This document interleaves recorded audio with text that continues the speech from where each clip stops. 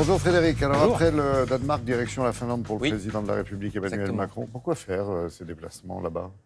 Parce qu'il s'intéresse beaucoup aux pays nordiques pour différentes raisons. Alors là, son voyage a peut-être été perturbé par certaines des missions ministérielles. Oui. Et le téléphone a sans doute beaucoup fonctionné entre le président de la République et Paris.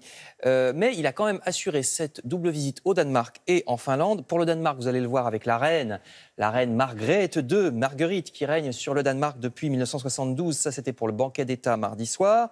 Et donc, hier soir, il a repris l'avion de Copenhague pour se poser à Helsinki, où il a été reçu par le président finlandais que voici, Sauli Niinistö, du parti conservateur avec la cravate bleue, ainsi que son épouse. Ils ont reçu le couple Macron parce que la Finlande est une république, contrairement au Danemark.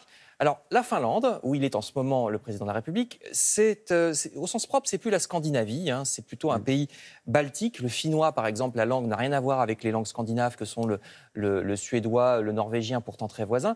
Et alors, vous voyez où c'est la Finlande, au nord-est de l'Europe, avec un très grand voisin que j'ai mis ici en jaune. Une énorme frontière avec la Voilà, Russie. il n'y a que 5 millions et demi d'habitants en Finlande qui ont eu à se plaindre du grand voisin soviétique à l'époque, puisqu'ils ont été envahis pendant la Deuxième Guerre mondiale. Après la guerre, ils ont failli tomber dans l'escarcelle communiste. Finalement, ça ne s'est pas fait, mais de peu. Avant 1917, ils étaient dans l'empire tsariste. Donc, voilà, on parle de finlandisation, c'est un mot qui existe quand il y a un petit pays qui est un petit peu, qui est obligé de marcher sur des œufs à cause d'un grand voisin pas commode, comme ça a été le cas de la Finlande jusqu'en 95. Ils ont attendu 95, les Finlandais, pour rentrer dans l'Union européenne pour cette raison, parce que l'URSS avant voulait pas et qu'il a fallu la chute de Il y a l'URSS. du mal entre l'URSS, enfin la Russie de l'époque Voilà. et l'Allemagne. Hein. Et la Finlande, et je vous parle de ça parce que l'un des intérêts du président Macron vis-à-vis de la Finlande, c'est que vous savez qu'Emmanuel Macron veut une Europe forte contre les deux gros blocs, les Américains et les Russes, et que donc, en Finlande, c'est quelque chose qui a un sens, hein, le fait de devoir se défendre contre les ingérences russes. Il va sans doute y avoir des discussions discrètes à ce propos à Helsinki aujourd'hui avec le président Macron et le président finlandais. Le deuxième intérêt d'un président français quand il va là-bas, c'est aussi le système social. Par exemple, savez-vous que la Finlande a réussi à faire en sorte qu'il n'y ait quasiment plus de 100 domiciles fixes dans ce pays. Vous voyez, on leur donne des petits logements, des studios. Ils ont réussi quasiment à tous les loger. Ils ont beaucoup construit pour ce faire. La Finlande expérimente aussi le revenu universel, c'est-à-dire des minima sociaux sans aucune paperasse ni condition. L'idée est qu'on économise des fonctionnaires, puisque c'est automatique. Donc on économise de l'argent. Puis ça évite qu'il y ait aussi, comme en France, des gens qui ne réclament pas, parce qu'ils se perdent dans les paperasses, ils ne réclament pas les minima sociaux.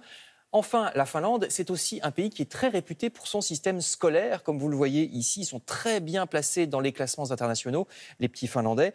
Il peut y avoir des classes à 30 élèves, mais le maître mot, c'est la personnalisation. Vous voyez ce gamin qui va avec un prof tout seul, voilà, parce qu'il a des difficultés, et c'est comme ça Pays que... politiquement conservateur, hein, on a retenu. C'est comme ça que marche. Le président est du Parti conservateur. Donc tout ça, c'est le modèle nordique dont parlent beaucoup les politiciens français, parce que c'est un mélange de sécurité, une politique très sociale, du nationalisme aussi. Effectivement, le Danemark, par exemple, vous vous installez pas comme ça au Danemark vis-à-vis de l'immigration, même en cas de demande d'asile, ils sont assez sévères. Et malgré tout ça, il y a un mélange de social et de libéralisme. C'est le en même temps cher à Emmanuel Macron. D'ailleurs, il a fait hier au Danemark, Emmanuel Macron, une déclaration controversée. Il a parlé des Français qui seraient, je cite, des Gaulois réfractaires au changement.